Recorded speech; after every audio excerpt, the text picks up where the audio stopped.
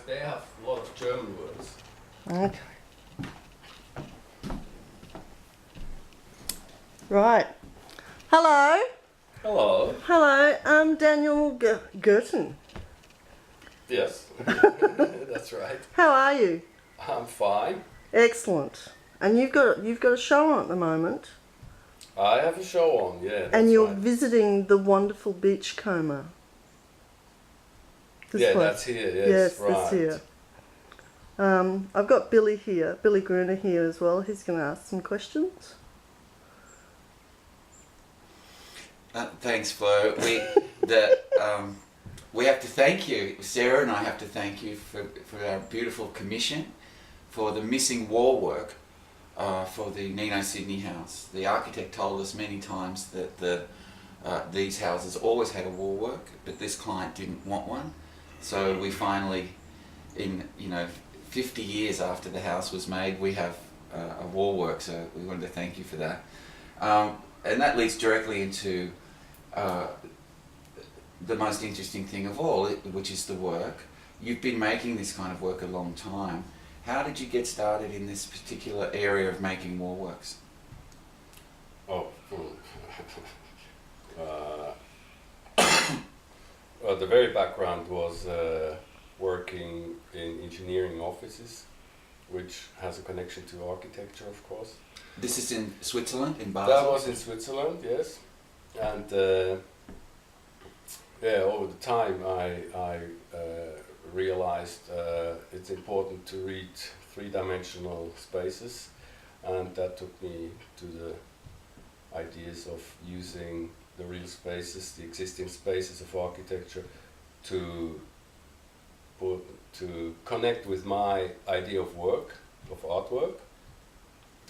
And that led me to do wall paintings, wall drawings, site-specific concepts for whole spaces, and yeah. So Daniel, how many do you think you've made now? How many? Of these full-scale building paintings, or painting in the expanded field, as the uni people say here? I didn't count them. I have no idea. It's maybe 20, 30, something like that.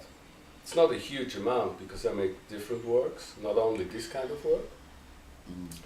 And this kind of work I make usually when there is an opportunity to do. It can be in an exhibition or in private space, like here. Commissioned, yes. Or also art in public space sometimes, which is not that often anymore because that's a problematic field in Switzerland a little bit, because the commissions, they tend to like more temporary work than permanent work. Sure. So there's not that much on. There's still a lot on, but not that much anymore, like in the 90s. Yeah, it's great to have you here because it's a reminder that we've known each other a long time. Mm-hmm. An artist from Switzerland and an artist in Australia. And we actually, when we first worked with each other, was on somebody else's commission. And we made an interview. Oh, yeah. At Jolola, or whatever. Gelosa. The Gelosa company. Yes. And we worked and made a crazy work there. Yeah, and so you've been coming to Australia a long time. How did you first come to Australia, and who did you know? The very, very first time I came to Sydney, actually, in 1983, and that was on private tour. I wanted to go to Australia when I was young already. I thought I have to see what's around the world. And then I thought, when I was in Sydney, I thought, I want to come back anyhow. And a few years later, in 1990, in Basel, where I'm from, they started a program with Fremantle, Australia, Western Australia, which is an exchange program. And I just applied and I got it. So that was the first the first moment where I came here through the arts. And that made it possible to meet a lot of artists. Who did you meet? Oh my God, all the Western Fremantle artists at that time. Jurek Wybranik, Trevor Richards, Alex Bremberg, and many others. Also some artists from the Perth side. Mm. And you met Julian Goddard as well. Oh, of course, yeah. Who has a gallery called right. Goddard Defeaters. Yes, right. Defeaters. Defeaters. Yeah. And yeah, that right, yeah. and that led into a lifetime of friendship, didn't it? Yeah. Also, I showed at Goddard Defeaters several times, and so the contact to Fremantle, to the Fremantle artists, that's quite strong. Also because they started, or kind of we started, this program called AC4CA, Australian Artists for Australian AC4CA. I've heard of it. Yeah, I yeah, can't yeah. remember what it was. Australian Centre Yeah. for Concrete Art. Yeah. And And that's run by a group of artists who put up wall paintings, mainly outdoor wall paintings in Fremantle, Perth area. Also included Julian Goddard as a member, and so meanwhile I've done 3 of them, and over the years, and for me as a Swiss, it's fantastic. It's great, really.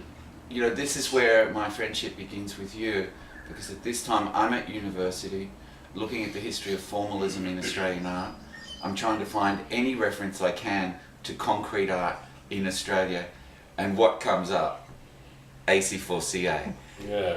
And this Right. funny Swiss man, and all these other people I didn't know, and that really began my career personally as an artist.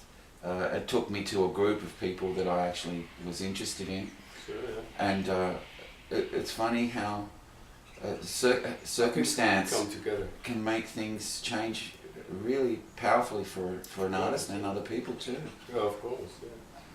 So that was the first step with Australia, actually in Perth, Fremantle, and later on I got into contact with John Nixon and some artists from Melbourne and Sydney, and that's how to say that increased. Network. Network. Grew. The network got bigger and bigger. Did you have your gallery at that time in Switzerland? Not And maybe you really. should talk Yeah, not in just Europe. briefly about when the gallery and what it's called, and when it started, and then how this exchanging started to impact. It started actually. I wouldn't call it a gallery. It's more like an artist run space, and it started in 1998. And the idea was together with my partner Gerda Meise, we started in our private space, which is a bakery shop, corner shop. We started to do exhibitions from the beginning with artists not from Switzerland, from different countries, and usually artists we have met on our travels. So there have been quite a lot of Australian artists meanwhile who showed there. Again, Jurek, Trevor, John, I can't name all of them. Kyle Jenkins, Kyle, yes, you, Billy. myself, everybody. Sarah Geary. You know, most of the people associated with John's circle and Yes. the later S&O circles, Exactly. and a lot of those people went on to make other spaces as well, Yes, such and as then Paris Concrete and PS Amsterdam. Non Sud, Yes. PS Amsterdam, IS projects, Minus space. Minor Space. The network that evolved Right. was peculiar, would you say? Mm-hmm.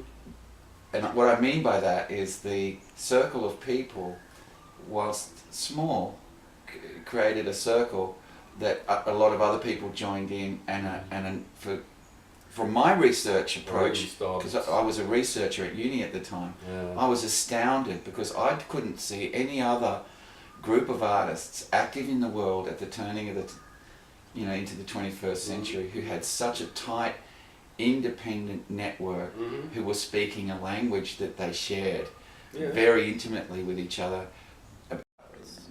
that others thought might be a bit out of fashion, but they were also making new language.